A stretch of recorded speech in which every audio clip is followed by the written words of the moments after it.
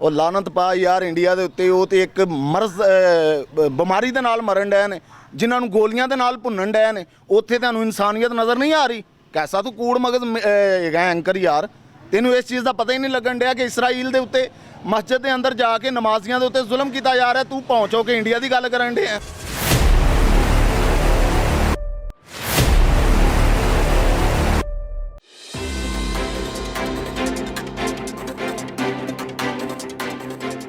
सरहद पार इंडिया में लोग कोरोना से बेदर्दी से मर रहे हैं और इस वक्त हम तमाम इंसानियत के साथ हैं।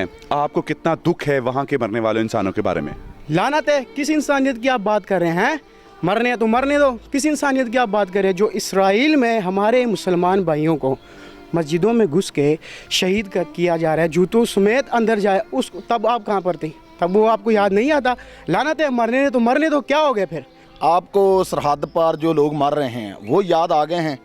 रात वाला वाक़या आपको याद नहीं है?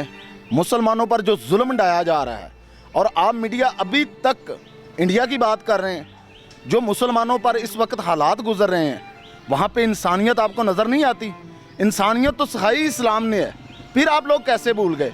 कैसा ये हमारा पाकिस्तानी मीडिया है जिसको अभी तक फ़लस्तीन में जो मुसलमानों के साथ हो रहा है, जो कश्मीर में मुसलमानों के साथ हुआ है, आपको नज़र नहीं आ रहा? ये सारा वही अज़ाब है जिसमें कश्मीर को 2 साल से इन्होंने बंद किया हुआ है। नहीं, आपको क्या लगता है कि कश्मीर और फ़लस्तीन में इंसान हैं? इंसान तो इंडिया में है, क्योंकि हमारी आवाम और हमारे हुक्मरान इस वक्त उन इंसानों के साथ हैं। तो अगर कश्मीर में इंसान होते, फ़लस्तीन में इंसान होते, तो डेफिनेटली हुकूमती सतह पर भी आवाज़ बुलंद की जाती है। और 55 इस्लामी ममालिक क्या मर गए हैं कि आपने इस चीज़ की जिम्मेदारी ले ली है? जी भाई, वो मर गए हैं, क्योंकि अगर हमारे अंदर इंसानियत होती तो हम बात करते हैं मदीना की रियासत की।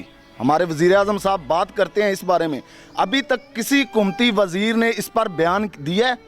जो मस्जिद अक्सा के अंदर हुआ है, नमाज पढ़ते हुए मुसलमानों के साथ हुआ है, तो फैटफ हमारा वो तमाम तर चीज़ें बंद कर देगा, पाकिस्तान की मईशत ज़ीरो हो जाएगी और हम भूखे मरेंगे।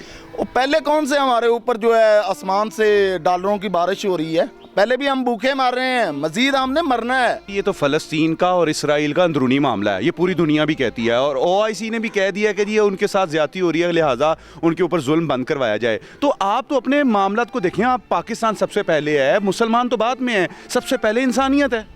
यही बात अगर मोहम्मद बिन कासिम सोचता, यही बात अगर सलाहुद्दीन अयूबी सोचता, तो आज हम ना जाने किन अंग्रेज़ों के घर में कुत्तों की ज़िंदगी गुजार रहे होते।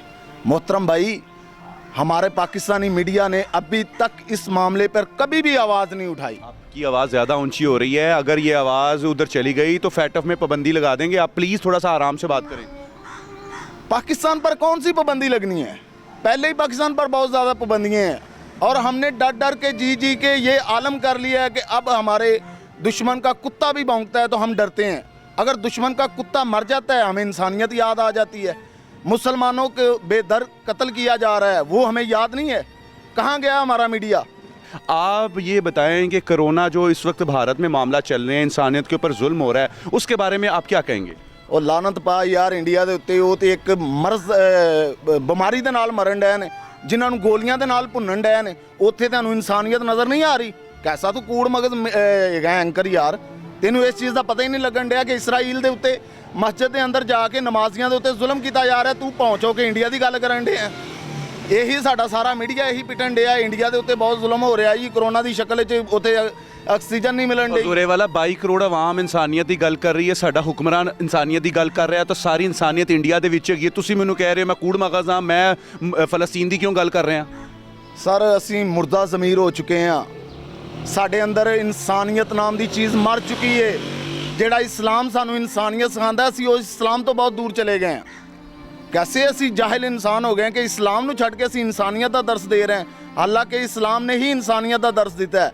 ਅਗਰ ਇਸਲਾਮ ਨਾ ਹੁੰਦਾ ਤੇ ਅੱਜ ਇਨਸਾਨੀਅਤ ਵੀ ਨਾ ਹੁੰਦੀ। ਚਲੋ ਹੁਣ ਇਹ ਦੱਸੋ ਕਿ ਤੁਸੀਂ ਜਿਹੜੀ ਫਲਸਤੀਨ ਦੀ ਗੱਲ ਕੀਤੀ ਹੈ ਉਹਦੇ ਬਾਰੇ 'ਚ ਕੀ ਕਹਿਣਾ ਚਾਹੋਗੇ? ਕਿਸ ਤਰੀਕੇ ਦੇ ਨਾਲ ਉਹਨਾਂ ਨੂੰ ਰੋਕਿਆ ਜਾਵੇ, ਉਹਨਾਂ ਨੂੰ ਕੋਈ ਖਤ ਲਿਖਿਆ ਜਾਵੇ, ਉਹਨਾਂ ਕੋਲ ਕੋਈ ਮਾਫੀ ਮੰਗੀ ਜਾਵੇ, ਰਿਕੁਐਸਟ ਕੀਤੀ ਜਾਵੇ, ਕੀ ਕੀਤਾ ਜਾਵੇ, ਜਾਂ ਇਸਰਾਈਲ ਨੂੰ ਤਸਲੀਮ ਕਰ ਲਿਆ ਜਾਵੇ? ਤੁਸੀਂ ਦੱਸ ਦਿਓ ਕੋਈ ਇਹਦੇ ਬਾਰੇ।